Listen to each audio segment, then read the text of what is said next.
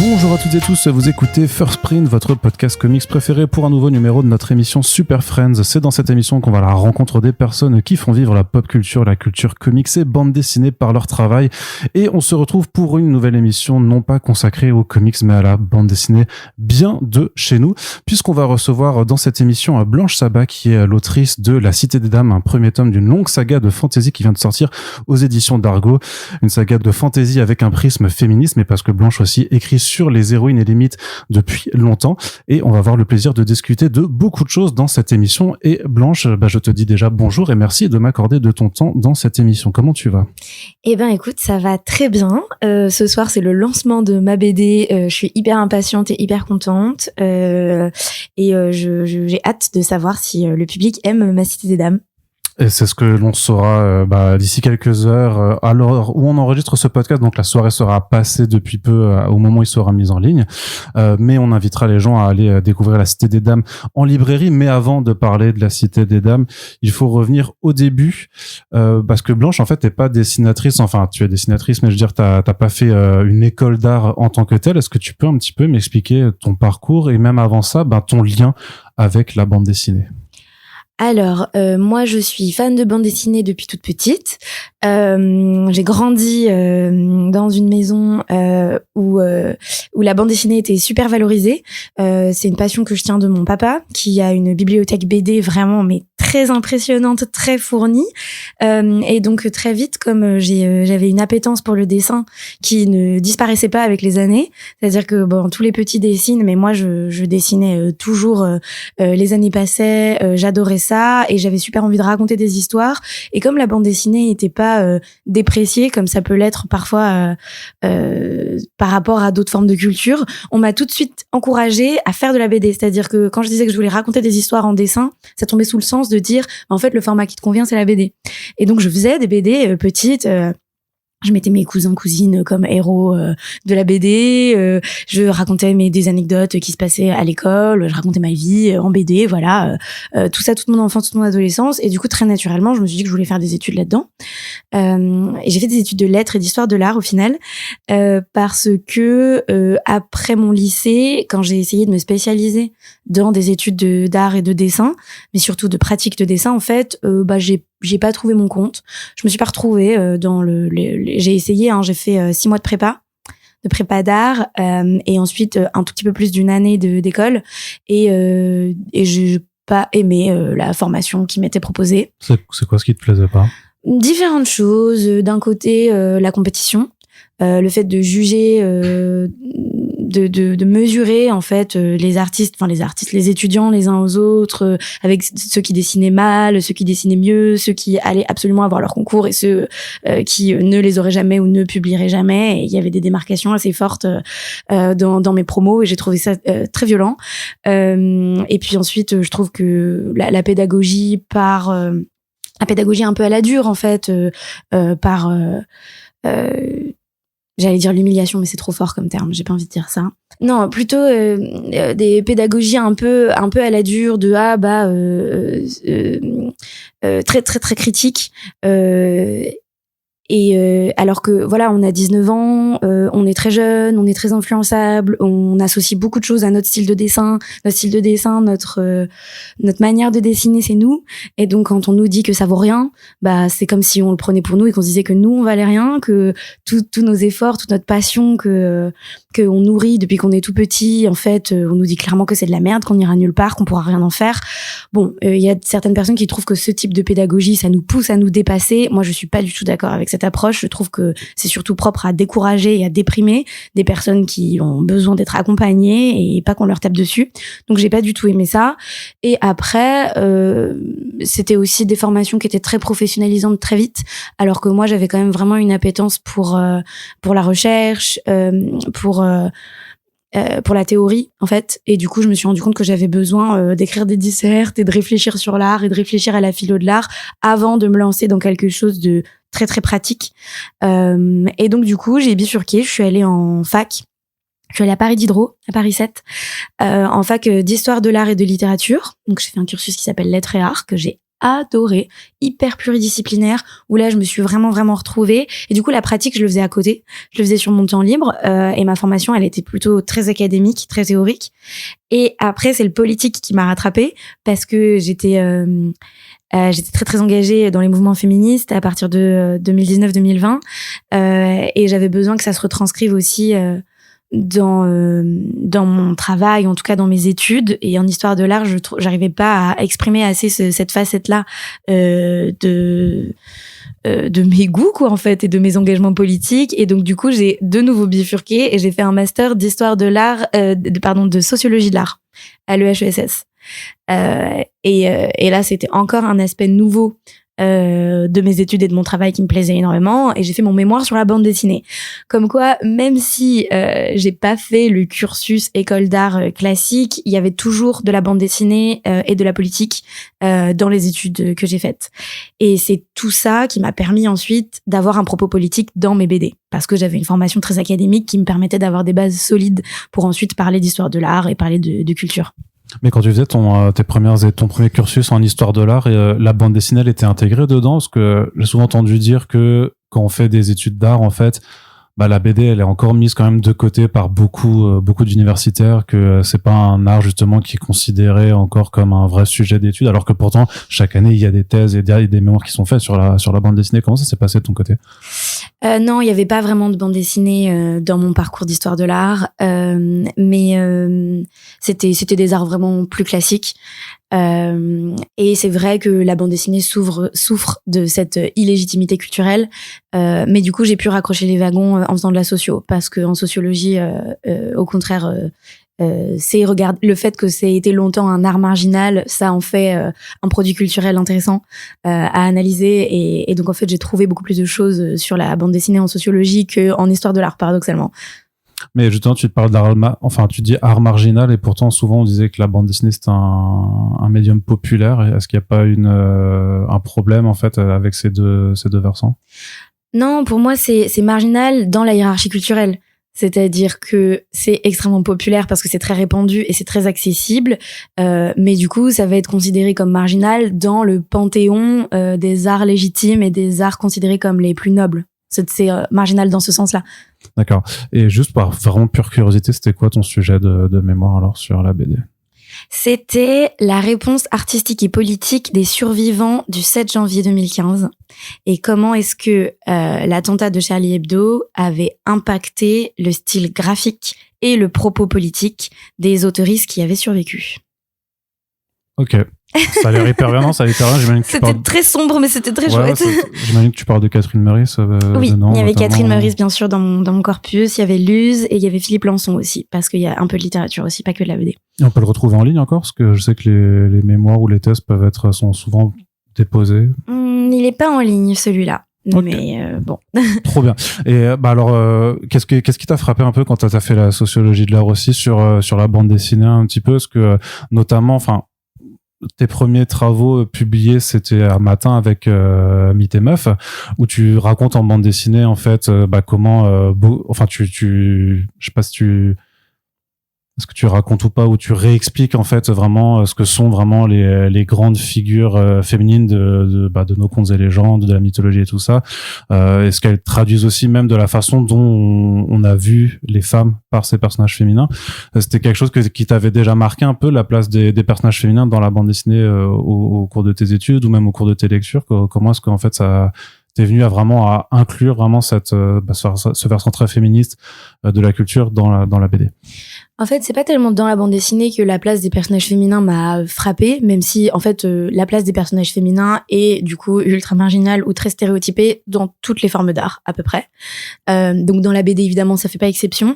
Mais là où ça m'a marqué pendant mes études, c'était surtout dans l'art classique, en fait, parce que dans l'art pictural, donc dans le le cinéma et surtout les peintures, les sujets féminins sont omniprésents, mais ils sont cantonnés à certains rôles qu'on retrouve tout le temps, avec des représentations vraiment canoniques, quoi, et que j'avais envie de déconstruire et de défaire. Et donc en fait, en ayant reçu toute cette culture classique, je me suis aussi aperçue de certains écueils et de certaines choses que j'avais plus envie de voir. Et c'est ça qui m'a donné aussi pas mal de bases pour commencer Mythes et Meufs, en prenant de la culture du coup antique et classique, donc de la mythologie grecque, romaine, et puis leur réinterprétation picturale par des artistes plus récents de la modernité, pour les subvertir et pour les interroger.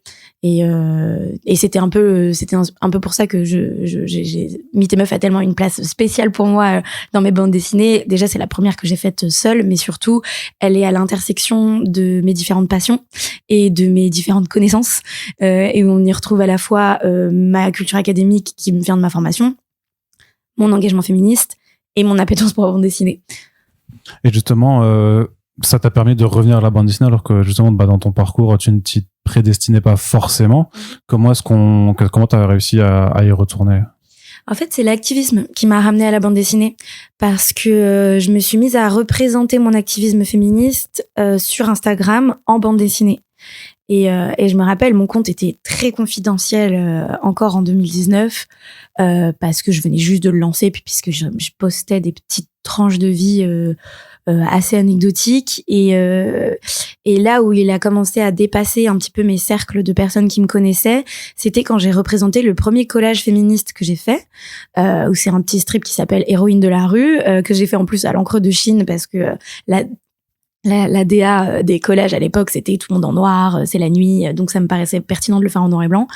Et c'est le compte Collage Féminicide Paris officiel qui a repartagé ce strip-là, parce que c'était cool de voir trois petits personnages en train de coller des slogans et de se sentir très puissante, de reprendre l'espace public nocturne qui est synonyme de danger pour les femmes et les minorités de genre. Et à partir de là, je me suis mise à faire de l'illustration et surtout de la vulgarisation de concepts militants auxquels moi j'étais confrontée tous les jours et que je trouvais passionnant et que j'avais envie de partager en fait au plus grand nombre. Et ça a beaucoup façonné ma pratique de la bande dessinée, parce que je me suis mise à faire des strips quasiment quotidiens, à avoir un retour critique super important, et puis surtout à commencer à être remarquée par soit des éditeurs, soit des revues en ligne, typiquement Matin. Tu peux un peu me raconter cette rencontre avec, j'imagine, avec Clotilde Palluat de Matin?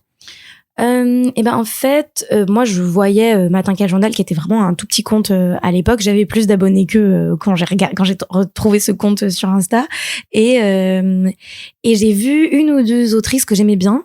Il y avait Marie Boiseau à l'époque, et il y avait aussi Clémentine Leclé qui était publiée, qui faisait des petites séries sur Matin. Je me disais, c'est trop cool, moi aussi j'aimerais bien être featurée sur un compte qui n'est pas le mien pour une fois. Et du coup c'est le seul démarchage que j'ai fait de toute ma life, mais qu'est-ce que c'était une bonne idée. Je leur ai écrit un DM en disant coucou. À l'époque c'était très axé écologie. Oui, les premiers strips. Les premiers strips, mais la première année, c'était un compte écolo, Matin. Et du coup, moi, je lui ai écrit en disant, c'est super ce que vous faites et tout. Moi, je suis plutôt branchée féminisme. Est-ce que ça vous dirait d'élargir un tout petit peu votre catalogue et de faire des BD féministes? Et Clotilde m'a répondu immédiatement en me disant, montre-moi un peu ce que tu fais. Donc, j'ai envoyé quelques strips que j'aimais bien, notamment le strip sur la réinterprétation féministe de Méduse, que j'avais fait quelques jours auparavant. Et là, Clotilde m'a dit « Ok, on fait un rendez-vous ». Donc, on a pris un café, et elle m'a dit « Qu'est-ce que tu dirais de décliner ce format et de faire des réinterprétations féministes d'autres mythes ?» sur l'exemple que j'avais fait avec Méduse. Et on s'est dit « Ok, et on va même voir plus grand et faire pas seulement la mythologie grecque et antique, mais aussi toute autre forme de récit fictif avec des héroïnes. Pourquoi pas des contes et légendes, pourquoi pas la Bible, pourquoi pas Disney ?» Et c'est là que le principe de Mythes et Meufs est né, et ça a été ma première série du coup publiée déjà sur la revue, puis ensuite transformée en publication papier. Et c'était aussi la première fois que j'étais rémunérée pour mes strips de BD, parce que Matin rémunère ses créateurs et créatrices, ce qui est pas le cas de tous les comptes en ligne qui featurent des artistes. Et moi avant, je faisais mes strips complètement bénévolement pour mon propre compte, et là du coup j'avais un contrat, et donc c'était le début de ma professionnalisation en BD. Mais c'était parce que même tu disais que tu avais plus d'abonnés sur ton propre compte, donc là par contre c'est vrai que t'avais le côté rémunération, mais est-ce que tu considères que ça a été un tremplin pour toi? Oui, complètement. Pas forcément en termes d'abonnés, parce que c'était pas tellement ça le but en soi de gagner des abonnés, mais ça m'a permis d'avoir un retour éditorial déjà avec des professionnels de la bande dessinée qui me disaient comment est-ce que je pouvais améliorer mon strip. Donc ça, c'était vraiment super précieux. C'était la première fois que j'avais un contrat officiel et que j'étais payée pour les BD que je faisais, ce qui change tout dans comment on conçoit son métier, dans aussi les sous qu'on peut commencer à générer grâce à notre activité. Et puis ça a fidélisé aussi un lectorat, parce que du coup j'avais un rythme de parution qui était très très régulier et j'avais un principe et très vite en fait, avec le succès que les premiers strips ont eu, il y a eu l'idée d'en faire un volume papier, et donc en fait ça a été un méga tremplin parce que ça a été une de mes premières expériences éditoriales et ça a aussi permis de créer une attente très chouette en ligne pour ma première parution papier, qui du coup était super attendue parce que il y avait déjà un lectorat en fait. Et comment tu choisissais ces figures? C'était des préférences personnelles? Il y avait des figures qui te semblaient particulièrement importantes à aller aborder? J'imagine que oui, Eve par exemple, c'est le plus important parce que c'est la première femme dans... Et t'as déjà dit dans d'autres podcasts que c'est un des mythes les plus repris et les plus réinterprétés. Mais je pense même dans le tome 2, tu parles de Poison Ivy, forcément qui m'en parle plus avec mon background comics. Donc comment tu choisis ces héroïnes? Comment je choisissais mes héroïnes? Pour le tome 1, j'avais vraiment un panel d'héroïnes que je voulais faire, qu'il fallait faire en quelque sorte si on parle de fiction et de féminisme. Donc Méduse, puisque c'était le début de toute la série, c'était ce strip sur Méduse, et elle a été beaucoup réinterprétée et elle a fait l'objet d'un retournement du stigmate féministe et tout, donc c'était obligé que je la fasse. Et puis ensuite, j'avais envie de répartir à peu près équitablement entre différentes sources. Donc il y a une majorité de mythes, parce que ça s'appelle quand même Mythes et Meufs, donc il y a quand même des mythes. L'Antiquité est toujours un tout petit peu prédominante. Et ensuite, je voulais trois contes de fées, 3 pop culture. J'ai 2 personnages historiques parce que je veux faire que des femmes dans la fiction, mais j'ai des personnages historiques qui sont devenus en quelque sorte des légendes. Et c'est quoi le dernier? Et il y a 2 ou 3 personnages de la Bible. Donc je voulais que ce soit à peu près équitablement réparti entre des sources très très différentes. Et ensuite, j'ai choisi en fonction de leur importance culturelle en fait. Soit c'était des personnages ultra connus que je voulais faire voir sous un jour différent, typiquement Ève ou Blanche-Neige, voilà, des mythes, ou le petit chaperon rouge, vraiment des mythes et légendes qu'on connaît par cœur, mais qu'on n'a peut-être pas analysé sous un regard féministe. Soit au contraire, des héroïnes méconnues qui sont en fait super intéressantes à analyser. Par exemple, Daphné, tout le monde ne connaît pas en fait l'origine de cette nymphe transformée en laurier. Les gens savent pas forcément que si on couronne les poètes ou les athlètes des Jeux Olympiques d'une couronne de laurier, ça vient de ça, d'une femme qui a réchappé de justesse à un viol en se changeant en arbre. On sait pas forcément toujours que le baccalauréat, ça vient de là aussi, lauréat, c'est couronné de laurier parce que ça vient de Daphné, enfin ça vient de Apollon qui harcèle Daphné. Donc je trouvais que les répercussions en fait culturelles et pop culturelles de ces mythes-là étaient hyper intéressantes, et donc du coup j'avais à cœur de trouver des mythes comme ça dont on connaîtrait peut-être pas l'origine, et surtout dont on connaîtrait pas, dont on soupçonnerait pas les ramifications modernes. Et donc j'en ai choisi 2-3 comme ça aussi, et voilà. Et juste pour Poison Ivy, qu'est-ce qui te plaisait dans ce personnage? Eh ben, pour Poison Ivy, je trouvais ça hyper intéressant, mais il y a ça avec pas mal de méchants, en fait, dans les comics, je trouve. C'est que si on oublie 2 minutes que c'est Batman le héros de la série, on regarde Poison Ivy et c'est elle qui a raison. Ce qu'elle fait est, au final, assez noble, et les raisons pour lesquelles elle les fait, surtout, sont super intéressantes. C'est-à-dire que c'est une femme qui était sous l'emprise d'un homme, qui se bat pour préserver la nature contre des conglomérats ultra puissants de l'énergie, du pétrole, qui fait, alors avec de la violence, et c'est là que ça en devient une méchante, de la désobéissance civile écologiste, et qui crée de la sororité et de la solidarité avec d'autres méchantes qui ont aussi souvent des passés, soit de pauvreté et d'abus comme Catwoman, soit d'emprise et de violence sexuelle comme Harley Quinn. Et donc du coup je me disais, mais en fait si on regarde 2 minutes ce truc, c'est elle l'héroïne et c'est plutôt Batman qui devrait se remettre en question parce que c'est lui le milliardaire en fait dans l'histoire. Donc pareil, dans l'idée de subvertir un petit peu la lecture classique qu'on en a, je la trouvais super intéressante. Ouais, mais c'est vrai parce que c'est toujours ce côté un peu de éco-terroriste où en fait oui l'argument est bon en tant que tel, mais on va te reprocher la méthode parce que supposément les luttes ne se font que en discutant et en étant gentil et sans faire de mal à personne et c'est marrant effectivement d'avoir ce rapport, enfin cette lecture de dire en fait Batman représente une forme de conservatisme aussi sur en fait voilà Poison Ivy, tes idées sont bonnes mais par contre exprime-les sans faire de mal à personne. Exactement, et c'est le syndrome de Magneto que je trouve hyper intéressant aussi dans X-Men où en fait on a le statu quo et les gens qui veulent changer les choses mais en s'y prenant de manière violente, et donc du coup on est en mode d'accord mais ne pas devenir Magneto, ok, mais il faut quand même faire quelque chose parce que le statu quo produit des inégalités, produit de la souffrance. Ça, c'est jamais interrogé. Et c'est exactement pareil dans l'adaptation là de Avengers, où Thanos, sa méthode est atroce, mais le problème qu'il soulève est pertinent. Il dit, on n'a pas assez de ressources, les gars. C'est un malthusien convaincu. Oui, exactement. C'est un malthusianiste atroce, donc on est en mode genre, non, c'est pas comme ça qu'il faut faire. Mais par contre, dire les ressources sont finies et on en fait un usage absolument pas raisonné, raisonnable, oui, oui, c'est quoi la solution des Avengers pour ce problème-là, en fait? Et ils en ont pas.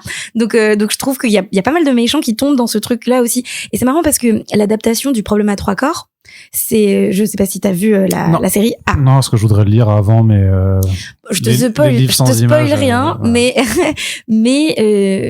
à un moment, un des principaux antagonistes de la série, c'est un bouquin de sa table de chevet, c'est Le Printemps silencieux de Rachel Carson, et donc une des premières femmes dans les années 60 qui tire la sonnette d'alarme sur la disparition de la biodiversité et qui dit dans quelques années on n'entendra plus les oiseaux chanter au printemps parce que on est en train de tuer le vivant et que l'espèce de dérégulation là de pesticides et de bétonisation du monde est en train de voilà.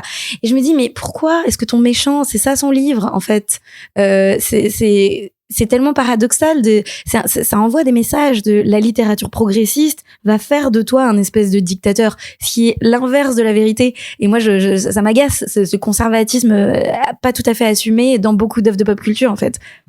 Mais tu t'intéresses beaucoup à la pop culture aussi en tant que telle, parce que tu passes du temps, j'imagine, à écrire et à dessiner, et des nombreuses interviews que j'ai faites, il y a quand même beaucoup de gens qui ont plus le temps de lire ou de regarder ce qui se passe à côté. Toi, c'est pas le cas. Là, on parlait de comics. Je sais même pas si tu lis un peu des comics aussi de temps en temps, pas beaucoup. Parce que Poison Ivy a une série régulière depuis 2-3 années maintenant chez DC qui pourrait te plaire en l'occurrence. Mais ouais, quel est ton est-ce que tu as un regard plus analytique sur ce qui se fait en pop culture ou t'en consommes aussi juste vraiment de façon très candide, on va dire? Les deux, en fait. J'en consomme beaucoup pour mon propre plaisir et puis j'analyse aussi ça énormément parce que je pense que c'est vecteur de plein d'idées politiques, d'une certaine vision du monde. Donc c'est un peu des deux. Et puis surtout que moi, je m'inscris dans cette lignée-là moi, je crois fermement que la fiction façonne notre vision du monde, tout autant que la non-fiction, que le documentaire ou que les essais politiques. Vraiment, ça, c'est une de mes convictions profondes. Et comme moi, je suis aussi créatrice, c'est des questions auxquelles je suis en train de réfléchir en permanence. Et c'est ça qui t'a poussé à écrire ce bouquin qui est La bataille culturelle, alors? C'est pas que ça, mais oui, ça en fait partie. On va faire un aparté dessus encore. On va parler de la Cité d'Eda, mais mais j'aimerais bien aussi un peu revenir sur la bataille culturelle. Donc qui est sorti l'année dernière chez Casterman, où en 5 grands points tu développes vraiment tes idées sur comment militer face à ce qu'on a face à la montée de l'extrême droite qui est on ne peut plus prégnante et encore plus à l'heure où on enregistre par rapport au moment où tu as sorti ce bouquin. Est-ce que tu peux un peu m'expliquer ta démarche ma démarche avec la bataille culturelle, c'était notamment de remobiliser les troupes en quelque sorte. C'était, je voulais pas faire un énième ouvrage qui alerte sur les dangers de l'extrême droite, parce que j'estime que on est très au courant quand même, que l'extrême droite est en train de monter. C'est quand même compliqué de l'ignorer. C'est pas qu'en France d'ailleurs. D'ailleurs, est-ce qu'on peut dire qu'elle est encore en train de monter parce que elle a déjà monté, quoi. Voilà, c'est ça. C'est que le progrès, le progrès de ces idées-là, et en tout cas leur surreprésentation dans les médias, elle est assez évidente, je trouve. Et puis il y a plein de personnes qui font très bien le job de continuer à alerter les personnes qui seraient pas encore assez au courant. Mais moi, du coup, je me suis donné un autre objectif. C'est parmi les personnes qui sont déjà au courant, qui sont déjà alertes, qui se disent waouh, l'extrême droite est en train de monter partout, comment on peut faire? Et ben, c'est de répondre à cette question de comment on peut faire. C'est de leur dire, parmi les personnes qui sont déjà au courant, mais qui savent pas par quel bout prendre le problème et qui savent pas comment se mettre en mouvement et passer à l'action, eh ben, j'ai écrit la bataille culturelle pour ces personnes-là. Pour dire, si vous non plus, vous voulez pas d'un monde gouverné par l'extrême droite, voilà ce que vous pouvez faire.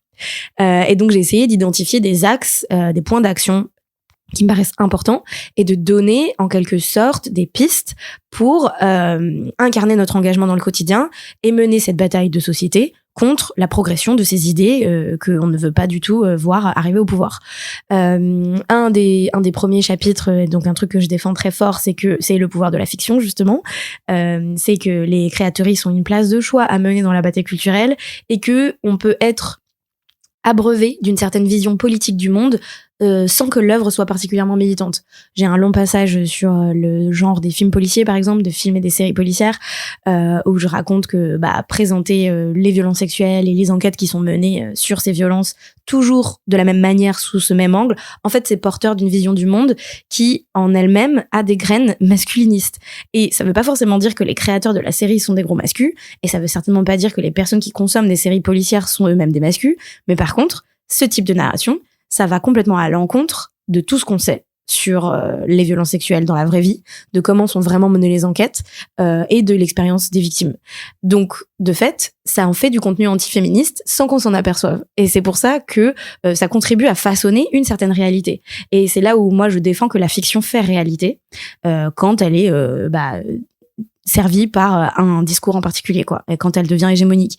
Et donc l'idée c'est que nous, en tant que créateurs et créatrices de fiction, on propose autre chose. On propose une autre vision du monde et qu'on abreuve en fait notre paysage culturel d'idées progressistes avec de bonnes histoires.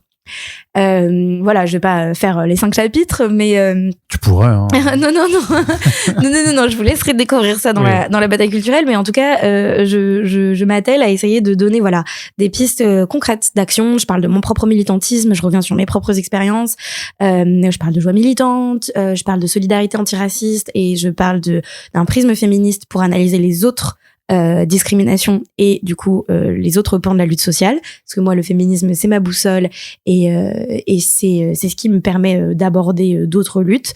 C'est vraiment mon point de repère général et c'est agrémenté de petites planches de bande dessinée qui ouvrent chaque chapitre pour du coup commencer avec quelque chose d'accessible et parfois de rigolo et pour ensuite entrer dans le dur de la théorie avec seulement du texte. Et c'est un peu ce que tu vois, c'est un peu comme ça que tu conceptualises la bande dessinée aussi, c'est comme une façon de faire véhiculer des idées par une manière qui est accessible, parce que effectivement on peut penser que si t'étais parti juste parce que ton essai est pas très long non plus, c'est 130 pages et quelques, mais voilà, de dire si ça était vraiment que du texte, ça pourrait un peu être rébarbatif entre guillemets. Parce qu'effectivement, il y a un côté plus simple à se dire, on va lire des planches plutôt que des longs textes. Ouais, c'était une ambition un peu double. C'était que déjà c'est mon mode opératoire en fait, de commencer avec un petit strip et puis soit de m'arrêter là, soit de développer. C'est d'ailleurs ce que je fais un peu dans Mythes et Meufs. À la fin de chaque chapitre, il y a une partie où c'est que du texte pour expliciter un peu. Et c'est marrant parce que ça reprend un peu le format Instagram où on a une description du post même quand notre post est dessiné et il y a un nombre de caractères qui est limité, alors que dans les essais ou dans Mythes et Meufs j'ai pas vraiment de limitation de caractères, ce qui est très sympa parce que du coup je peux vraiment dérouler ma pensée. Donc c'est pour attraper en fait mon lectorat avec quelque chose de ludique, de joli et de moins compliqué à lire que direct de la théorie. Et puis c'est aussi parce que, alors déjà Casterman c'est un éditeur de bande dessinée, il fallait qu'il y ait des images quelque part. Et puis aussi parce que moi je me considère comme autrice de bande dessinée. Je suis pas écrivaine, en tout cas pas pour le moment. Et donc du coup mon support de prédilection c'est la BD, ma manière d'exprimer mes sentiments et mes idées politiques c'est la bande dessinée. Donc ça faisait pas sens pour moi de faire un ouvrage où il y ait pas de BD. Et pour revenir justement à la bande dessinée, tu disais que ton père était grand collectionneur et donc que toi c'était quelque chose que tu as eu dès ta plus tendre enfance. Tu peux me dire un peu c'est quoi les BD qui t'ont marqué le plus? Est-ce que tu arrives à toutes les citer ou certaines œuvres qui auront été vraiment très fortes que tu sais que dans ton parcours d'autrice ça aura eu un impact? Oui, franchement il y en a plein. Alors moi j'avais lu tous les L'Enfeuse de Troyes, un peu trop jeune, pareil, j'ai lu Peter Pan de Loisel, un peu trop jeune, mais ça m'a quand même beaucoup... ça marque, ça marque. Ouais. Bah ouais, ça marque de ouf, voilà, donc des trucs en même temps fantasy, un peu conte, mais avec un twist dark quand même. Quand j'étais plus jeune aussi, j'adorais La Rose écarlate de Patricia Liffung, j'adorais Lou, bien sûr. Après, j'ai été très très manga pendant beaucoup d'années. Nana, ça a été hyper formateur, c'est encore aujourd'hui un de mes mangas préférés. Fruit Basket, Lovely Complex, qu'est-ce que j'ai lu encore qui m'a énormément formée? Il y a eu l'Académie Alice, il y a eu Rave, il y a eu Fairy Tail, Naruto, Hunter x Hunter, c'est que des gros classiques, Death Note, bon voilà tout ça quoi. Bakuman. Bon.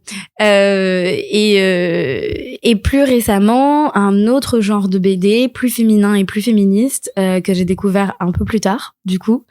Mais parce qu'il s'est peut-être aussi développé aussi plus tard. Oui, mais je veux dire, j'ai découvert Catherine Meurice assez tard, au final. Évidemment, Pénélope Bagieux, Liv Stromquist, Myriam Mal. Plus récemment, Lucrèce Andrea, qui a fait Les Bergères guerrières, Amélie Fléchet. Sixtine Dano, bon ça c'est très très très récent mais j'aime beaucoup ce qu'elle fait. Léa Muravic, Jérémy Moreau, Léa Muravic bien sûr, Myriam Mal. Voilà, toutes ces personnes-là. Et encore, je pense qu'il y en aurait encore 15 000 autres. Là, c'est vraiment à chaud les noms qui me viennent en tête. Ce qui fait déjà une bibliographie très conséquente. Oui, ça fait déjà pas mal. Mais je sais qu'il y en a encore plus et que dans 10 minutes après qu'on ait fini l'interview, je vais encore en avoir plein qui me viennent. Mais en tout cas, toutes celles-là, ça donne une petite vue d'ensemble des choses qui ont pu m'inspirer. Et sur le dessin pur, vraiment la pure technique, t'as eu des inspirations ou alors c'est vraiment à force d'essayer, d'esquisser que t'as trouvé ce style assez léger en fait et assez économe dans ton trait. T'es pas en mode full détail pour y passer. Et après peut-être que c'est aussi quelque chose qui permet aussi de répondre à ce qu'impose le strip quand tu fais du strip Instagram sur un rythme régulier. Tu pouvais pas non plus te permettre de faire quelque chose, je sais pas, enfin à la Olivier Ledroit ou des trucs comme ça complètement où tu passerais 5 heures sur une microcase. Mais comment t'as trouvé le style qui te convenait? Bah en fait j'ai pas mal alterné en fait jusqu'à fusionner mes deux styles, ce que je trouve assez cool au final. Pendant longtemps j'avais j'avais un style plus strip, donc pour faire plutôt du gag. Mais avec des gros guillemets parce que j'ai jamais fait vraiment du gag, mais plus quelque chose qui se rapproche un peu du style dessin de presse adapté à des strips critiques ou comiques sur Instagram ou dans des petites BD à côté. Et de l'autre côté, j'avais un style très manga qui s'illustrait dans mes œuvres de fiction. Enfin, œuvres. C'était vraiment les trucs que je faisais dans mes carnets de croquis et qui n'étaient pas publiés, hein, mais dans mes histoires de fiction que je faisais de mon côté. J'étais hyper fan aussi de Inuyasha pendant hyper longtemps et je copiais beaucoup leur manière très anguleuse de faire les visages. Et j'étais super fan de Naruto, même si évidemment je dessinais pas du tout pareil que Kishimoto, mais j'aimais beaucoup sa ligne. Et donc, il y avait d'un côté tout ce qui était fantasy ou histoire d'amour que je faisais en manga et tout ce qui était plus tranche de vie ou politique qui était plus côté strip dessin de presse. Et de ce côté-là, j'aimais beaucoup ce que faisait Pénélope Bagieux et ce que faisait Catherine Meurice et j'essayais de m'insérer quelque part au milieu de ces deux monuments de la BD féminine. Et c'est un peu sur quoi je me suis basée pour faire Mythe et Meuf. Le trait qui est dans Mythe et Meuf, pour moi, il est vraiment inspiré par ces autrices-là et par leur manière aussi de narrer, d'intégrer de l'humour dans des sujets très sérieux. C'est vraiment ce qui a porté un peu mon ambition pour Mythe et Meuf. Et en fait, en continuant de dessiner, en fait, j'avais aussi une boutique en ligne pendant longtemps où je commercialisais des illustrations féministes. Des stickers, des cartes, des illus, vraiment des prints, ouais, des impressions et un peu des stickers aussi, mais des impressions de slogans féministes en fait, avec des illustrations que je vendais à une petite communauté super engagée qui du coup soutenait mon travail et retapissait leurs appartes de messages politiques féministes avec mes images. Et ça m'a vachement entraînée en fait à sortir du tout manga et à dessiner quelque chose qui n'était pas du comic strip et qui n'était pas non plus du manga pur jus. Et donc ça a donné quelque chose d'un tout petit peu intermédiaire qui ressemble beaucoup au style avec lequel j'ai dessiné La Cité des Dames aujourd'hui. C'est-à-dire un style qui est efficace mais quand même simple et qui permet de raconter les choses avec beaucoup de mouvements et pas tant de détails que ça, mais qui s'est quand même un petit peu affranchi des codes manga que j'avais pendant très très longtemps, en gros. Et alors justement, on va aller vers La Cité des Dames, mais il y a quand même aussi, t'as fait une histoire de France au féminin, je crois que c'est ça le titre, entre temps, c'est-à-dire que tu as fait ça. Enfin, est-ce que tu peux placer aussi juste cet album dans ton parcours? Et l'histoire de France au féminin, je l'ai fait en même temps que Mythe et Meuf 2. Du coup, c'est sorti fin 2023, c'est sorti en septembre 2023 et je l'ai fait. En fait, j'ai reçu un appel de Casterman en 2021 qui me disait on a ce projet, on aimerait bien que ce soit toi qui le dessine parce qu'on voit ce que tu fais avec Mythe et Meuf. Justement, quand je te disais que le fait de publier sur Insta, Mythe et Meuf était pas encore sorti, hein. C'est sorti en 2022, mais il voyait déjà mes strips Insta et il se disait ah super, les réinterprétations que tu fais de l'histoire. Nous, on a ce projet d'histoire avec un prisme féministe. Ce serait bien que ce soit toi qui l'illustre. Et au début, j'ai décliné en disant j'ai pas le temps parce qu'en fait là, j'ai déjà 2 BD sur le feu et j'arriverai jamais à faire un 3e projet en même temps. Et du coup, elles m'ont dit rien de presse, on t'attend. Et du coup, elles m'ont attendu. Et c'est sorti en 2023. Et voilà. Et donc c'est un ouvrage avec Sandrine Mirza qui est historienne au scénario. Moi j'ai fait le dessin et les couleurs et j'ai été aidée à la couleur par Clémentine Paoli qui m'a apporté une aide vraiment inestimable pour finir dans les délais et qui a fait un taf magnifique sur tous les décors et voilà. Et juste c'était très difficile à faire parce que c'était en même temps que Mythe et Meuf 2 et que c'est sorti presque en même temps. Il y en a une qui est sortie début septembre et l'autre qui est sortie fin septembre. Vraiment il y en a une c'était le 30 août et l'autre c'était le 29 septembre et donc du coup ça veut dire que c'est des BD que j'ai rendues en même temps.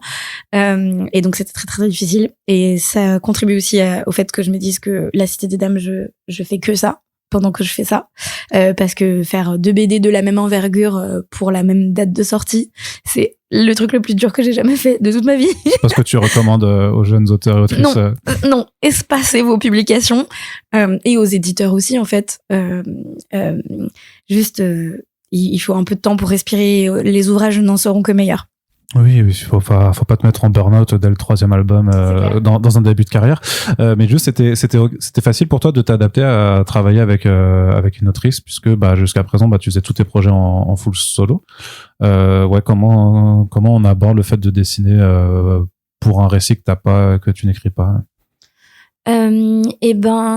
C'est paradoxal, c'est-à-dire que il y a une certaine facilité parce que et puis c'est assez rassurant aussi quelque part parce que faire une histoire de France de la préhistoire jusqu'à 2022 par un prisme féministe, c'est un travail titanesque que moi je pouvais absolument pas faire. Donc c'est très rassurant d'avoir une experte dans son domaine qui me dictait ce qu'il fallait que je dessine case par case et séquence par séquence. Donc ça c'était très confortable. Mais après c'est pas toujours simple quand on essaye de retranscrire la pensée de quelqu'un d'autre en images, quand on a plein de corrections à faire parce qu'il y a une véracité historique qu'il faut vraiment respecter parce que c'est un ouvrage qui se veut quand même scientifique, qui se veut juste en fait du point de vue historique, et aussi c'est aussi contraignant en termes de liberté artistique ou de narration parce que c'est pas tout à fait nos personnages et c'est pas tout à fait la manière dont nous on aurait raconté cette séquence. Donc c'est un arbitrage en fait permanent entre l'expertise de chacune qui s'illustre dans son domaine et en même temps les compromis en termes de création et de narration. Donc c'était très très formateur et c'était un travail dont on est super fiers avec Sandrine. Pour autant, je pense que je préfère quand c'est moi qui raconte. Oui, mais c'est mieux de pas avoir de compromis à faire. Enfin, de les faire avec toi-même plutôt que de devoir discuter. Mais ça dépend c'est ça, mais ça dépend vraiment. En fait, c'est deux travaux différents. Ça dépend vraiment du sujet. Pour moi, il faut aussi avoir l'humilité de savoir quand on est dépassé dans un domaine et quand on n'est pas capable de le faire et s'en remettre à la personne dont c'est le domaine justement d'expertise et lui faire confiance. Et ça, c'est super important. Et pour moi, faut pas hésiter à faire confiance à des gens qui sont meilleurs que nous dans un domaine en particulier pour faire la meilleure BD possible en fait. C'est juste que en tant que raconteuse d'histoire, j'aime bien raconter aussi quoi. Alors pour aller vers la Cité des Dames, c'est donc dans un registre qui est la fantasy. Qu'est-ce que c'est la fantasy pour toi? Est-ce que tu es fan de ce registre et qu'est-ce que tu peux lui reprocher? Enfin, qu'est-ce que tu apprécies dedans, mais qu'est-ce que tu peux également lui reprocher? Je suis fan de fantasy, c'est un genre littéraire et pictural en général que j'adore. C'est mon genre d'échappatoire littéraire préféré, vraiment. J'ai plein de choses très très positives à en dire. Et ce que je reprocherais en général, c'est d'avoir des personnages féminins pas très bien développés, soit sous-développés, soit très stéréotypés. Et dans la fantasy, mais aussi dans d'autres genres, mais surtout dans la fantasy, une surreprésentation des violences sexuelles cachée derrière une prétendue obligation de réalisme que moi je trouve pas très intéressant comme argument parce que c'est des œuvres de fantasy, donc il y a beaucoup de choses qui sont pas réalistes du tout dans les univers qui sont inventés, mais par contre ce point-là et il est permanent. Je trouve ça dommage et donc j'aimerais bien que ça change un petit peu. Ce que tu mentionnais un peu avant Peter Pan ou l'Enfance de Troie, mais c'est vrai que maintenant quand tu les lis avec un regard d'adulte par rapport à ton adolescence, c'est vrai que oui, Sixi et Siam par exemple dans L'Enfeute effectivement sont pas, enfin c'est un peu la maman et la catin quoi en gros. Mais complètement. Il y a bleu et rouge, il y en a une qui est en mode Vierge Marie et l'autre qui est en mode la tentation personnifiée. Évidemment, elles se battent pour le même mec alors qu'elles sont sœurs. Enfin, c'est vraiment très stéréotype. Enfin, j'aurais pu faire un mythe et meuf là-dessus d'ailleurs. Pas pour un volume 3 si tu reviens un jour, mais c'est malgré tout donc un registre que t'aimes beaucoup. Il y a plein de références à la fin de l'album, notamment en termes de bouquins, mais aussi de séries, même de jeux vidéo. Comment t'es venu alors un peu, est-ce que tu peux nous expliquer les bases de la Cité des Dames alors, quand est né ce projet dans ta tête? Je crois que c'était il y a plusieurs années, parce que il y a une vieille vidéo même sur ton compte où t'en parlais, je crois que c'était en 2021 ou 2019, je sais plus. Ouais, 2021, donc 5 ans avant déjà. Donc ouais. Est-ce que tu peux me raconter la genèse de ce projet et peut-être faire juste un pitch au début pour ceux qui écoutent et qui n'ont pas encore lu l'album, juste pour les intéresser, et comme ça ils pourront écouter la suite sans problème. Alors, La Cité des Dames, donc c'est une œuvre médiévale fantastique. Ça se passe dans une société qui ressemble beaucoup à la vraie France du Moyen-Âge, mais avec de la magie, des dragons, de la fiction, quoi. Et on suit un casting de plusieurs personnages qui ont à cœur de changer les inégalités qui ont cours dans leur société, mais ils n'ont pas les mêmes priorités. Ils sont pas d'accord sur ce qu'il faudrait faire, comment il faudrait le faire, et quelle lutte il faudrait prioriser. Et pour être plus précise, dans le tome 1, on suit en gros 3-4 personnages principaux. Un personnage qui vient du peuple et qui a à cœur de alléger les souffrances du peuple et d'améliorer leurs conditions de vie. Une personnage qui est dans une intrigue de mariage forcé et qui souhaite changer, elle, les conditions des femmes. Une autre personnage qui est exilée et qui se retrouve à être un pion sur l'échiquier politique et qui essaye de survivre alors qu'elle a des pouvoirs magiques qui sont pas très... qui sont réprouvés dans la société dans laquelle elle évolue. Et encore un autre personnage qui, elle, vient également du peuple et qui se retrouve dans des sphères politiques et qui essaye de tirer son épingle du jeu sans se retrouver dans des intrigues qui mettraient potentiellement sa vie en danger. Et je vous laisse lire la suite pour voir où tout ça ira. Mais le but, en gros, c'est de s'échapper dans un univers foisonnant et en même temps de réfléchir aux inégalités de notre société. Et donc les origines de ce projet alors? Et ce projet, en fait, j'avais pour ambition d'écrire et de dessiner une saga de fantasy depuis super longtemps, parce que j'adore la fantasy et que évidemment, comme j'en consomme beaucoup et que je dessinais depuis toujours, j'avais envie de moi mettre ma pierre à l'édifice des fictions de fantasy. Et donc du coup, j'ai dessiné 15 versions de cette histoire déjà quand j'étais vraiment jeune, 17-18 ans, j'avais déjà des blocs à dessin remplis d'une version de cette histoire de fantasy. Pendant un temps, ça a été un roman aussi. Puis après, je suis revenue à l'idée d'en faire une BD. Enfin voilà. Et puis la forme actuelle de Ma Cité des Dames, ça c'est né vers 2019-2020. En fait, à partir du moment où j'ai commencé à publier de la bande dessinée vraiment professionnellement, à la fin de mes études, j'ai eu envie, quelque part dans un des tiroirs de ma tête, je me disais bon, j'ai cette histoire de fantaisie que je traîne depuis l'adolescence. Un jour, maintenant que j'ai l'opportunité de publier, j'aimerais bien publier ça quand même. Mais comme j'ai beaucoup évolué entre-temps, j'avais envie de le mélanger à mes engagements militants. J'avais envie de faire quelque chose de féministe, de faire quelque chose qui parle de lutte des classes et d'écologie, mais transposé dans cet univers-là. Et je savais pas trop comment ça pourrait s'incarner. Et il y a eu plusieurs déclics en fait. Il y a eu plusieurs moments où je me suis dit mais ça va peut-être être possible en fait. Quand je suis tombée sur Podum en 2020 de Hubert et Zanzim et j'ai été vraiment tellement conquise par l'idée que ça pouvait se passer dans l'Italie du 14e et parler de transidentité et parler de queerness et parler de féminisme et de tous ces thèmes super ambitieux en passant par la magie, en passant par la fiction. Je me disais oui, donc en fait féminisme et droit LGBT+ et Moyen-Âge, en fait ça peut être compatible quoi. Donc ça m'a énormément inspirée et puis je suis aussi tombée sur La Cité des Dames, la vraie, celle de Christine de Pisan, qui est donc une féministe du Moyen-Âge. Je l'ignorais totalement quand je tombe dessus, mais donc il y avait des féministes au XVe siècle, et c'est le premier ouvrage féministe en langue française. Donc ça a été énormément inspirant aussi. C'est-à-dire que je me suis dit, donc non seulement c'est pas incompatible en termes de narration, mais c'est même pas incompatible en termes de véracité historique, puisque des personnes pouvaient avoir des idées très radicales dans un temps très reculé. Et donc tout ça a fait que j'ai retravaillé mon scénario pour modifier en gros la trame que j'avais et les personnages que j'avais depuis longtemps et y intégrer toutes mes ambitions féministes et politiques actuelles, et ça a donné la version qui existe aujourd'hui. Et parce que tu penses vraiment que même si tu as retravaillé cette histoire au fur et à mesure du développement de ta pensée, de tes engagements, que tu aurais vraiment pu faire une fantaisie qui aurait pas été un minimum politique, puisque c'est quand même un registre qui est essentiellement avec la SF vraiment un des plus politiques dans les imaginaires. En fait, je serais peut-être tombée dans le piège de ce que je décrivais avec les films policiers tout à l'heure, c'est-à-dire que ça aurait été politique un peu intrinsèquement, de toutes les façons, mais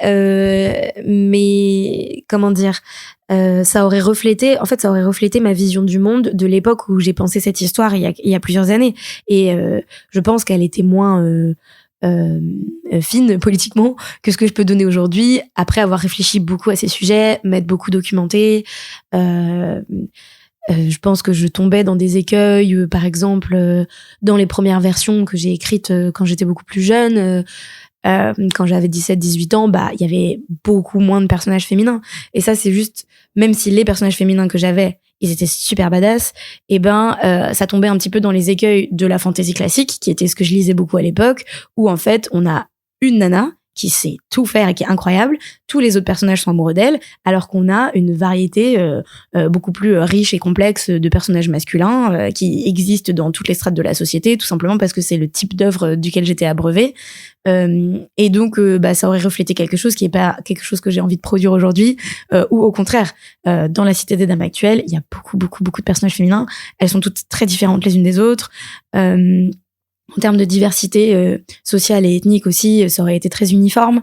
Donc ça aurait été politique, ça c'est clair, mais ça aurait peut-être pas été juste, et ça aurait pas été représentatif des engagements que je porte aujourd'hui. Donc c'était nécessaire de la retravailler, bien sûr. Et t'aurais eu peur peut-être de reproduire les clichés ou les stéréotypes que tu peux dénoncer alors dans les œuvres de culture. Parce que c'est quelque chose auquel tu t'as fait particulièrement attention en écrivant. Je sais pas juste parce que on sait, c'est une saga qui est prévue sur 6 tomes. Donc et 6 tomes de 200 pages, ça va être un gros pavé de bande dessinée. Je sais pas si à l'heure actuelle tout est écrit, mais en tout cas au moins sur l'écriture de ce premier tome où c'était vraiment quelque chose de très prenant, en te disant j'ai mes engagements aussi, je sais ce que je veux, donc je dois faire très attention à ce que je vais dire ou à ce que je vais raconter avec ces personnages.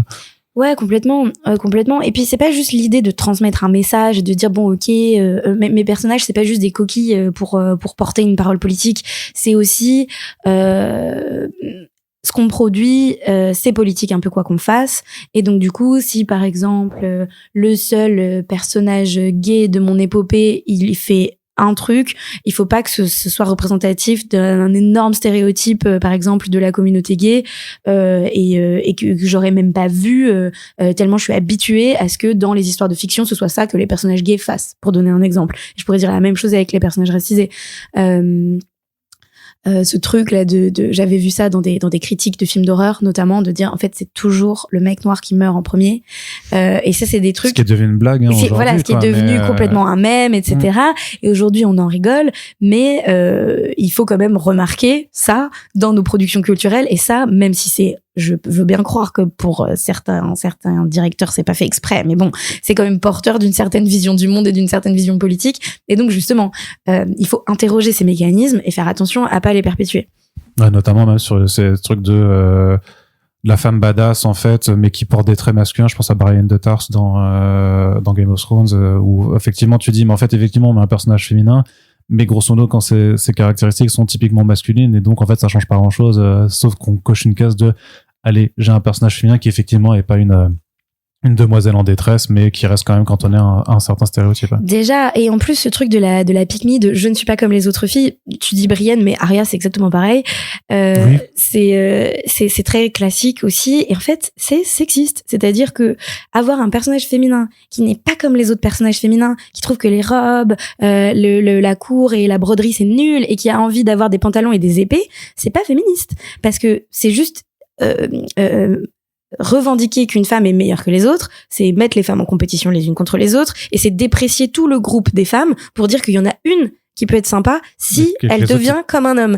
Donc il y a en fait ce truc aussi de dire mais oui, alors c'est bien d'avoir une femme c'est bien, ça peut être intéressant d'avoir un personnage qui remet en cause les carcans de son époque, mais si c'est au détriment de toutes les femmes qui sont trop bêtes, et que c'est aussi quelque chose qui déprécie les femmes dans leur ensemble, en fait c'est juste faire d'un personnage une exception, et c'est ce qu'on appelle la pick-me, c'est de dire voilà, choisis-moi, moi je suis mieux que les autres parce que je suis pas comme les autres. Et donc c'est l'inverse de la sororité, de la solidarité féminine, qui serait un propos plus ambitieux en termes de féminisme, je trouve. Et ça c'est un écueil aussi dans lequel tombent pas mal d'auteurs qui veulent bien faire, mais qui retombent dans quelque chose d'un peu stéréotype. Et justement, le fait d'avoir un contexte médiéval, j'imagine que c'est aussi très volontaire de ta part, mais parce que dans un autre podcast que tu as fait avec une librairie, tu expliques en fait que justement c'est des périodes du temps qu'on associe nous à des stéréotypes archaïques, et t'expliques en fait que dans l'histoire de façon générale en fait il y a énormément de périodes en fait où qu'on voit de façon négative aujourd'hui, c'est parce qu'en fait les femmes était importante et était vachement plus ancrée dans la société que d'autres périodes qu'on associe à des qualificatifs positifs. Ouais, tout à fait. Et ça, c'est vraiment un truc dont je me suis... c'est une intuition que j'avais depuis longtemps et qui a été vraiment confirmée par tout le travail qu'on a fait sur l'histoire de France au féminin. C'est de se dire qu'il y a des périodes historiques qui ont bonne presse dans la manière dont on raconte l'histoire aujourd'hui, et d'autres qui ont mauvaise presse. Et de manière générale, le Moyen-Âge a très mauvaise presse, l'Antiquité pré-romaine a très mauvaise presse aussi, tandis que l'Antiquité romaine, les périodes napoléoniennes, la Renaissance et plus tard le 19e ont de manière presque universelle bonne presse dans la manière dont on raconte l'histoire. Et on se rend compte que ce sont les périodes les plus misogynes. Ce sont les périodes où les femmes ont eu des énormes régressions en termes de droits, en termes d'intégration dans la société, et je pense pas que ce soit un hasard. Et au Moyen-Âge, c'est particulièrement édifiant parce que c'est vraiment la période qu'on va considérer comme barbare, obscurantiste, ultra-violente, fanatique. Oui, tu dis que tu peux te faire égorger à chaque coin de rue et que si t'es une meuf, concrètement, tu te fais violer toutes les semaines. Toutes les 2 secondes, que les gens sont complètement crédules, qu'on a perdu le savoir antique, que donc du coup on est enfermé sur nous-mêmes, etc. Et comme si les périodes qui avaient précédé ou succédé au Moyen-Âge étaient pas elles-mêmes extrêmement violentes et extrêmement fanatiques. Enfin, je veux dire, c'est pas des adjectifs qui vont et viennent comme ça dans l'histoire, hein, malheureusement. Et cette image-là, en fait, elle a été forgée par des historiens du 19e siècle qui avaient à cœur de donner une certaine vision de l'histoire. C'est aussi à cause d'eux qu'on pense que l'Antiquité était blanche, alors qu'on sait maintenant que les temples étaient peints, que les statues étaient peintes, mais c'est à cause des historiens du 19e qu'on pense que toutes les statues étaient vraiment de marbre, parce que c'est comme ça qu'on les a découvertes, entre guillemets. Donc en fait, l'histoire qu'on se raconte, c'est aussi quelque part une fiction, ou en tout cas un récit fictionné, façonné par ceux qui nous la racontent. Mais tout c'est dans ce que tu commences dans la guerre culture, c'est de nous dire que tout est fiction, en fait. Quelque part, en tout cas, et l'objet d'une narration. Que même le système démocratique, de fait, en fait, on choisit de voter nos représentants, c'est une fiction à laquelle on a tous collectivement choisi d'adhérer. C'est Cyril qui dit ça en préface. Ah pardon, c'est Cyril. Oui, c'est Cyril, oui. C'est la préface de ton bouquin, mais c'est pas toi qui l'écris. Mes excuses. Cyril, je ne voulais pas invisibiliser ta préface. Mais voilà, c'est quand même, c'est quelque chose dans lequel tu t'inscris complètement aussi, de dire, voilà, il faut replacer, en fait, des systèmes de croyances dans les fictions, en fait, et toi, t'essaies d'apporter ta vision là-dessus aussi. De dire que, oui, le Moyen-Âge, en fait, les femmes, elles étaient impliquées. Donc, dans ma fiction qui est de type moyenâgeuse, en fait, s'il y a tant de femmes qui sont impliquées, c'est pas juste parce que t'es une autrice, so-called féministe qui voudrait mettre des nanas partout, c'est aussi pour refaire état d'une réalité qui a existé. Exactement, c'est les deux. En fait, c'est les deux. C'est que je veux donner à voir un Moyen-Âge différent et un Moyen-Âge qui est un petit peu plus juste en termes de représentation. Donc, je veux mettre un Moyen-Âge coloré parce que les fictions historiques nous présentent un Moyen-Âge boueux, crasseux, gris, marron, dégueulasse, avec que des gens édentés et tout, alors que c'était très chatoyant le Moyen-Âge. Donc, moi, j'ai envie de représenter ça. Et je veux un Moyen-Âge où on voit que les femmes étaient hyper intégrées dans la société, qu'elles faisaient plein de corps de métiers différents, qu'elles étaient beaucoup plus autonomes et indépendantes que ce qu'on pourrait croire.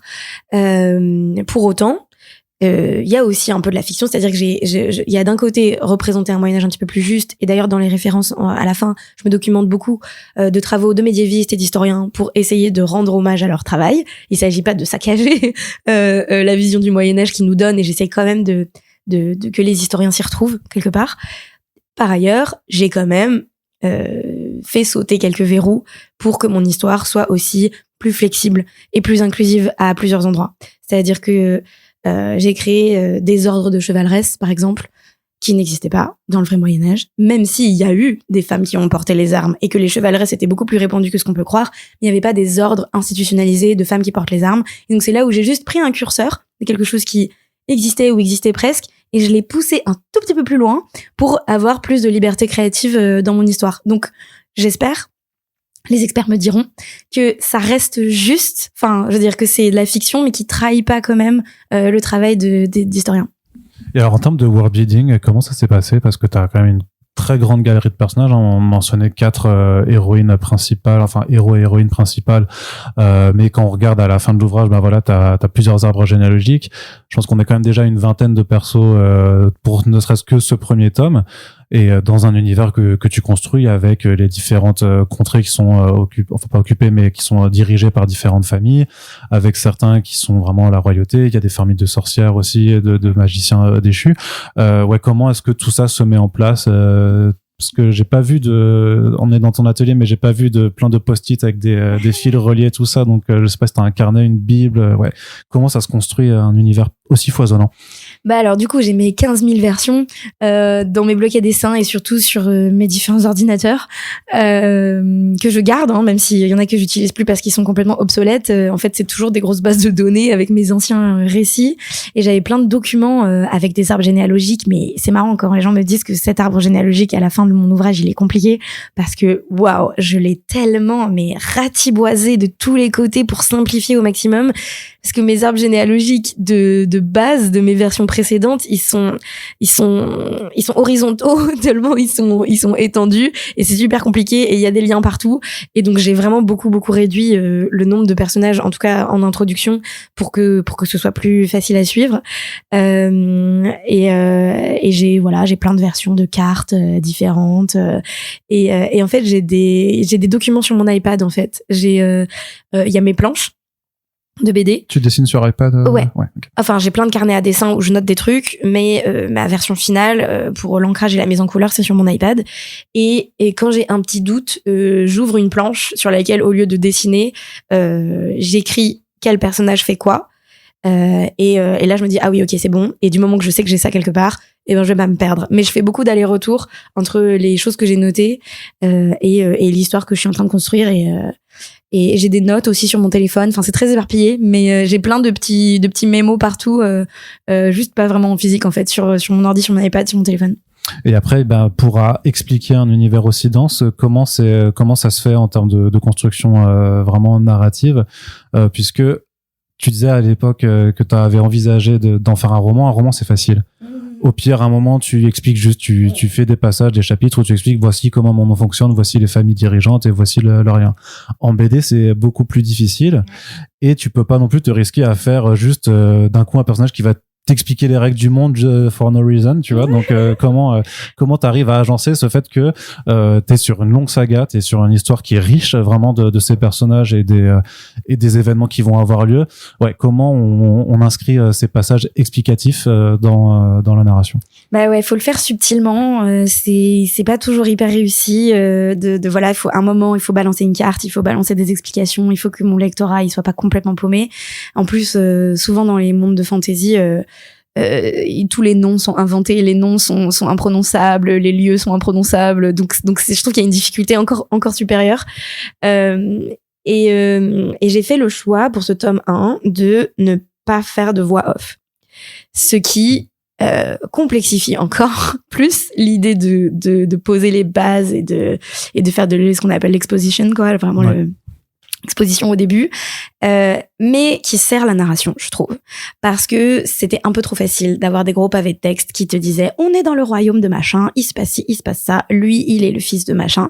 Ça m'aurait simplifié la vie, mais je trouve que ça aurait été moins intéressant en termes d'immersion et en termes de narration, et donc on a fait ce choix très très tôt au début avec Clotilde. Mes premières planches, il y avait de la voix off et on s'est dit en fait, j'ai envie de montrer et pas de dire. C'est un support visuel, donc il faut se servir des images. Donc j'ai fait ce choix-là. Et alors, pour poser l'intrigue, c'est Agar qui m'a un peu débloqué au début de l'histoire. En fait, on a un personnage de ménestrel qui arrive dans la cour d'un château pour tout simplement gagner son pain, parce que c'est comme ça que on essaie de trouver un espèce de mécène pour qui on va composer de la musique et qui va du coup nous héberger et puis nous payer.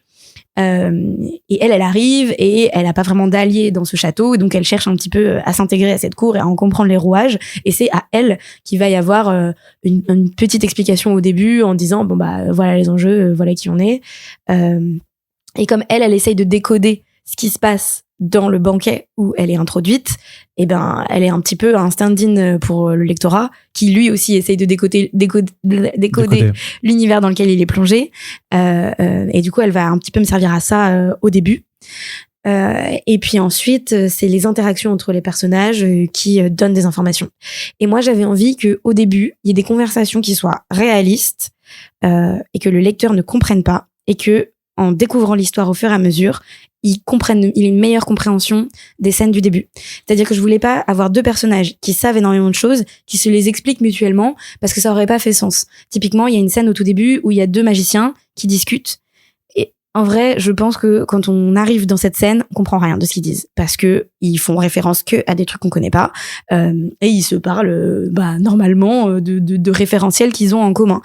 Mais une fois qu'on a mieux compris les enjeux, qu'on a regardé 1 ou 2 fois la carte et qu'on a compris un petit peu l'intrigue politique qui se trame, et ben cette conversation, en fait, on la comprend beaucoup mieux et surtout, elle donne beaucoup d'indices pour la suite, mais qu'on n'a pas les moyens de comprendre au début. Et moi, j'aime bien quand ça arrive dans les univers de fantasy, c'est-à-dire que c'est un peu les indices qui sont cachés au beau milieu. Caché in plain sight, quoi. Ou à la relecture, on peut dire ah, mais en fait, c'était déjà là.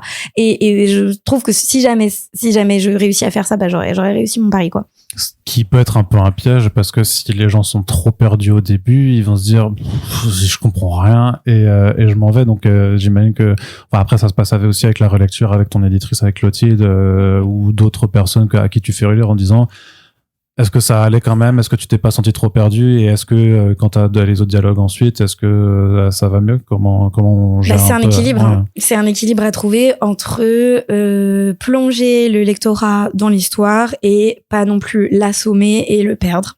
Et donc c'est un peu un travail de funambule tout le temps. Et mais ça me rassure aussi un peu les quelques retours que j'ai déjà eus où on me dit mais c'est bien, parfois t'expliques et parfois tu prends pas les gens par la main, et c'est agréable aussi. Et je pense que ce qui m'aide là-dedans, c'est d'être moi-même une grande lectrice de bande dessinée, pas que de fantasy mais de bande dessinée, où j'aime bien quand on prend pas le lecteur pour un imbécile.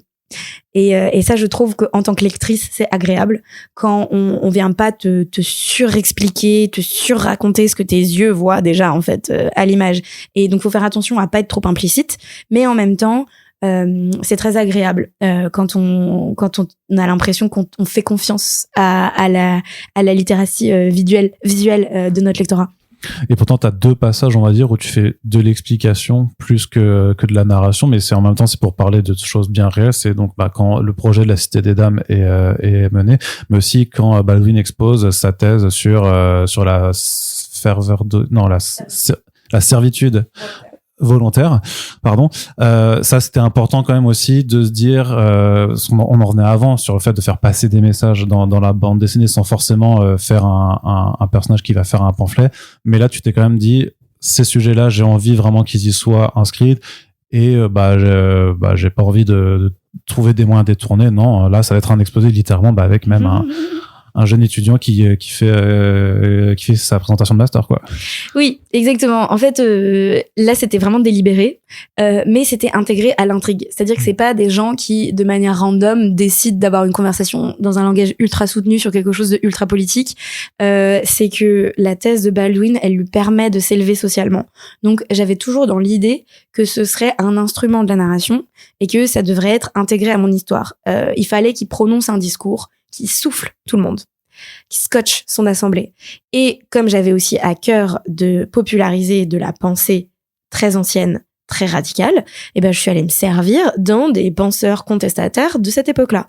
Et donc, c'est un tout petit peu plus tard, c'est le 15e siècle, n'importe quoi, c'est le 16e siècle, c'est 1500, et c'est un texte de la Boétie qu'il a écrit quand il avait à peu près l'âge de Baldwin, c'est-à-dire 19-20 ans. Donc c'est vraiment un personnage un personnage historique qui a l'âge de mon personnage fictionnel et qui propose un texte très radical pour son époque, qui remet en cause les carcans sociaux de son époque. Et donc je me suis dit, je vais mettre cette pensée-là dans la bouche de mon personnage à moi, et ça va être ça, le discours, qui va être en même temps, je m'adresse très littéralement à mon lectorat, et en même temps, c'est un personnage qui fait un énorme pari politique pour essayer de changer les mœurs de son temps. Et donc là, pour moi, il y a un truc un peu méta qui se produit, et en même temps qui fait sens dans ma narration et dans la progression naturelle de mon personnage qui va à l'université. Donc il va à l'université, il apprend des choses, il a accès à la parole publique, ce qui n'était pas le cas avant, puisqu'il est dans un champ social très dominé, et ça plaît ou ça plaît pas aux sphères du pouvoir. Et alors, comment t'as quand même construit tous ces personnages en termes de personnalité? Ça, c'était vraiment par rapport à leur situation sociale, ils auraient ce caractère, elles auraient ce caractère. Comment ça s'est construit? En termes de personnalité, en fait, j'ai surtout essayé de faire en sorte qu'ils aient des personnalités différentes, parce que un écueil aussi qu'on a quand on a différents personnages et qu'on les aime tous bien, c'est qu'ils soient tous un peu pareils. Et donc, pour moi, j'avais envie qu'ils aient des enjeux très différents, en fait. Ils ont pas envie de faire la même chose et ils viennent pas des mêmes endroits socialement, et ça m'aide à façonner des caractères qui sont pas les mêmes. Et ça, c'était des trucs auxquels je devais faire attention aussi, parce que parfois j'avais envie de faire réagir tel ou tel personnage d'une certaine manière, parce que moi c'est comme ça que j'aurais réagi, ou c'est ce que moi je trouvais logique, et je me disais non, dans les circonstances, dans ces circonstances-là, il devrait pas réagir comme ça, avec les traits de personnalité que je lui ai donnés et avec la backstory que je leur ai donnée, en fait. Par exemple, enfin, je sais pas trop si je spoil ou pas, mais oui. Par exemple, à un moment, on est dans le couvent, et donc j'ai créé un monde où les sorcières sont un type de personne qui est terrifiant et qui est très très craint et réprouvé dans ma société, dans la société de mon univers. Et il y a un personnage de sorcière qui est dévoilé, et la première réaction d'un de mes personnages, c'était de trouver ça super et de l'accueillir et de l'aider. Et en fait, très vite, je me suis dit, bah non, là, avec les contraintes sociales et politiques que j'ai mises sur mon monde, quelqu'un qui a grandi dans cette société-là est terrifié par cette révélation. Alors que moi, j'ai envie d'avoir des personnages qui sont ouverts d'esprit et qui accueillent la différence, mais il fallait que ce soit crédible, que cette personne, de prime abord en tout cas, soit effrayée et dans le rejet de cette différence qui lui est montrée, en gros. Et puis même narrativement, j'imagine que le fait qu'ils pensent pas qu'ils soient pas du tout du même caractère et qu'ils aient pas les mêmes opinions, ça va te permettre de créer les situations et les conflits même, et de dire les choses. Et je sais pas si je fais une extrapolation, mais que ça rejoint aussi même quelque chose que t'écrivais dans la bataille culturelle sur le fait d'aller au conflit, en fait, que toi tu pars du principe qu'il faut aller au conflit. Donc c'est aussi ce que tes personnages vont faire, parce que les problèmes vont pas se résoudre en fait simplement en disant aux autres tu dis je te comprends, ou alors en ne disant rien. C'est vraiment ça que tu veux mettre aussi avec ces héros et ces héroïnes. Oui, et c'est moins le conflit, c'est les frictions en fait, et c'est l'idée que évidemment que si on vient d'un endroit différent, on va avoir une vision différente de la lutte sociale et de ce qu'il faut prioriser. Moi, j'aimerais bien qu'on comprenne aussi que plusieurs personnes peuvent avoir raison en disant des choses différentes. Il n'y a pas une seule vérité, il n'y a pas une seule bonne manière de faire. Moi, j'aimerais bien qu'on soit en empathie et qu'on comprenne les différents versants de ce que mes personnages incarnent. On a plein d'héroïnes, de personnages féminins. On est au Moyen-Âge, tu expliquais que voilà, c'était une période où les femmes étaient impliquées dans la société. Pourtant, qu'est-ce qu'elle est dure quand même, ta société, parce que c'est vraiment le côté de, il y en a une, on veut la marier de force. Enfin, tous ces enjeux, c'est qui est-ce que tu vas épouser. L'autre qui est répudiée pour en fait quelque chose qu'elle n'a même pas commis. Il y avait aussi cette volonté de rappeler quand même que oui, en fait, la condition des femmes, elle est toujours quand même très soumise en fait, et que c'est un récit d'émancipation, la Cité des Dames.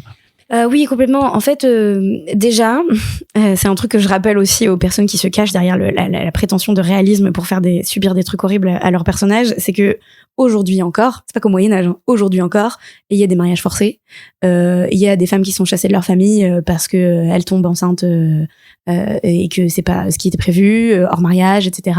Il y a des femmes battues, des femmes violées, des femmes tuées. C'est encore hyper actuel en France et dans d'autres régions du monde. Et donc du coup, ce que je dénonce en termes de mauvais traitement des femmes et des minorités, c'est encore complètement contemporain. Donc c'est valide un peu de tout temps.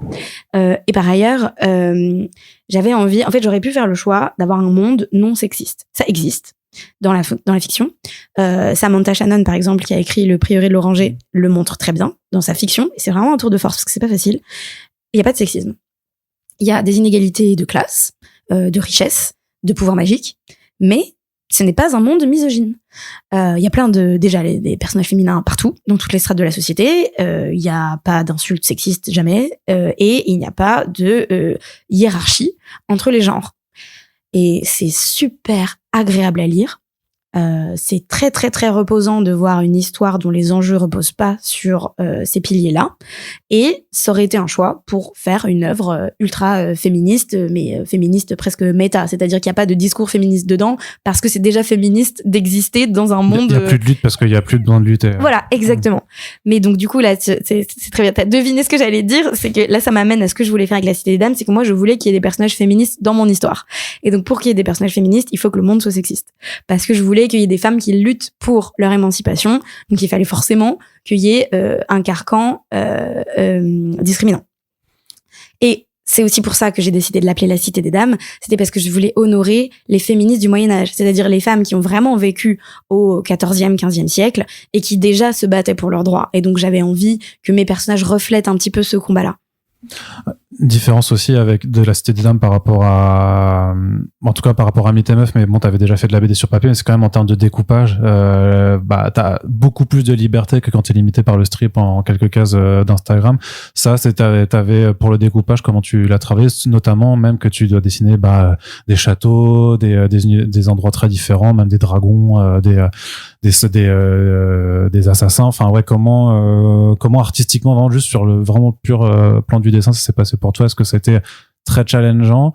Et si oui, pourquoi se mettre 5 tomes à faire? Non, ça n'a pas été challengeant, ça a été super agréable en fait. Ça a été trop génial. Mon challenge principal, c'était de pas avoir une pagination trop importante. C'est la concision, mon principal problème. Il va faire 200 pages quoi. Bah ouais, ça a failli être plus. C'est concis, ah ouais. Bah ouais, okay. Donc ça c'est concis. Ouais. Il y a un gros cliffhanger que j'ai passé au début du tome 2 parce que j'avais pas la place de le faire à la fin du 1. J'avais pas la place. Il y avait des intrigues narratives. En plus, comme j'ai plein de personnages, comme j'ai 6 personnages principaux, on les a pas encore tous rencontrés. Bah oui, du coup. Mais j'ai 6 personnages principaux et il fallait que chaque intrigue narrative arrive à une forme de conclusion ou de suspense. Et là, c'est pas le cas pour tout le monde parce qu'il me manquait à la fin, quoi. Enfin, il me manquait des pages.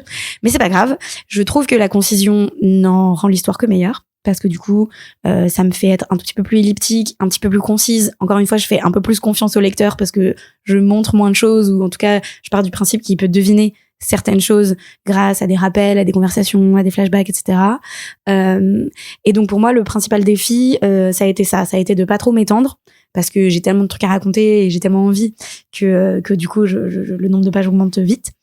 Et ça a été de trouver l'équilibre qu'on disait tout à l'heure entre ne pas perdre mon lectorat et en même temps ne pas faire des gros pavés d'explications. Donc les flashbacks en noir et blanc, par exemple, ça c'était un truc sur lequel on a beaucoup discuté de comment est-ce qu'on représente qu'on est dans le passé sans perdre tout le monde et en même temps sans avoir des pages et des pages de flashbacks. Et sans mettre le récitatif, puisque c'était voilà. le parti pris. Vu que c'était le pari de pas faire de voix off, donc on a choisi de faire des flashbacks en noir et blanc et sans bordure de cases. Et c'est le même principe pour les visions prophétiques, mais la différence avec les visions, c'est qu'il y a un tout petit peu de couleur. Il y a genre quelques éléments qui sont en couleur, alors que dans les flashbacks, c'est tout noir et blanc. Et non, voilà, oui, la narration est hyper différente, mais moi, je trouve ça beaucoup plus agréable, en fait. Et puis, je pensais pas que j'allais autant aimer mettre mon dessin dans des cases, parce que dans aucune de mes autres BD précédentes, il y a 2 cases, en fait. Ni dans Mythe et Meuf, ni dans Histoire de France au féminin, ni dans nos mutineries encore avant. Mon dessin, il est cantonné par la taille de la page et puis le petit cercle de couleurs, en fait, que je fais pour délimiter le fond. Et donc là, il fallait vraiment faire des cases en mode, entre guillemets, vraie BD. Et j'ai trouvé ça super. J'ai trouvé ça, encore une fois, un carcan, mais qui me pousse à la créativité, en fait. Au tout début, t'as un mec qui qui essaye de sauter au-dessus d'un précipice et qui n'y parvient pas, qui tombe dans le précipice. Et là, je me suis vraiment servi du format de la cage. La verticalité, ouais. Exactement. La verticalité de la page et de la case pour créer la sensation de chute. Et c'est pas du tout quelque chose que j'aurais fait s'il y avait pas eu ces cases, justement. Enfin, ce besoin de faire des cases. Et pareil pour les visions, j'ai décidé de les faire en format cinéma. Donc, on est dans du très, très vertical. Et je me suis imposée d'avoir une séquence où il y a que des cases verticales, donc ça c'est une grosse contrainte parce que du coup je peux pas faire un focus forcément sur la partie de l'image que j'aimerais mettre en avant. Je suis obligée de dessiner tout un décor sans trop en dévoiler, mais j'ai trouvé ça vachement créatif et assez intéressant au niveau du format pour vraiment signifier à mon lectorat que là il se passe quelque chose, on est dans un ratio d'image qui est différent parce que j'ai envie de communiquer autre chose quoi. Et quand même, t'es au travail dessus. J'imagine que tu vas pas forcément te lancer sur d'autres projets en parallèle dans les prochaines années, parce que tu embarques pour une aventure de 6 tomes. Si c'est 200 pages à chaque fois, c'est beaucoup de long cours. Mais juste dans un marché en fait où on a vu une prédominance et du roman graphique, so-called roman graphique, en tout cas du récit complet, du one-shot, et aussi même sur plus de la BD du réel et du documentaire. Toi, tu te lances dans une série de BD de genre. Est-ce que tu as bien conscience de l'importance aussi de ce choix dans un marché qui est très difficile aujourd'hui? Ah bah oui, j'en ai conscience parce que tout le monde me le rappelle tout le temps. Quand j'ai annoncé à des libraires que je faisais une série en plusieurs tomes, le premier truc qu'on m'a dit, c'est quel courage. Bah ouais, waouh. Donc c'est surtout à très forte pagination, ce qui pose plein de questions sur. Mais après, c'est toi et ton éditrice que ça regarde, mais sur ton avance, sur le temps que tu vas mettre pour faire à chaque fois toutes ces pages. Mais ouais, c'est quand même, c'est une réalité concrète pour toi. Oui, vraiment. Mais c'est un pari. Mais c'est aussi que moi, je fais le pari qu'il y a plein de lecteurs et de lectrices comme moi qui adorent les séries, qui regrettent un peu qu'il y en ait moins en ce moment, qui aimeraient bien que ça revienne. Et puis c'est une histoire qui tient pas en moins de tomes, quoi. Donc si on se lance dedans, on la raconte vraiment. Moi, je trouve ça hyper agréable d'avoir des trucs à suivre. Alors bon, pour moi, il y a pas vraiment de fatalité, quoi. Si Dargo a décidé de me faire confiance, avec Clotilde, on croit au projet à fond. J'espère que ça va trouver son lectorat et qu'ils y croiront aussi. Et voilà, c'est vraiment un pari que je fais en tant que lectrice. Je me dis, moi, j'aime ça. J'ai envie d'avoir plus de trucs qui ressemblent à ça. Donc, je prends le pari que je suis pas la seule. Et je pense que ça va fonctionner. Très bien. En tout cas, merci. Moi, j'aurais encore plein de questions à te poser, mais le temps nous est imparti. Donc, moi, je te propose qu'on se retrouve quand le tome 2 sortira. Si tu veux bien poursuivre la discussion, il y aura sûrement beaucoup d'autres choses à raconter aussi, vu la densité de ce premier tome. Et parce que même si tu te gardes un cliffhanger pour le tome 2, il y en a quand même un aussi dans le tome 1. Fan de Game of Thrones peut-être, je pense que vous pourrez vous y retrouver. Mais en tout cas, donc La Cité des Dames tome 1, c'est disponible en librairie, c'est vivement recommandé par ici, donc n'hésitez pas à aller le découvrir. Merci beaucoup Blanche de ton temps. Merci beaucoup. Et on vous rappelle que si vous aimez ce podcast, vous pouvez le faire savoir, c'est facile, il suffit de partager cette émission, parlez-en autour de vous à tous les gens qui aiment un petit peu la bande dessinée, parlez-en à votre libraire, pourquoi pas. Et vous pouvez également aller en librairie, commander le livre bien entendu, et s'il vous reste des sous après, vous pouvez nous soutenir sur notre Tipeee. Je vous laisse et je vous dis à très bientôt, merci de nous avoir écoutés, et Blanche, salut. Salut.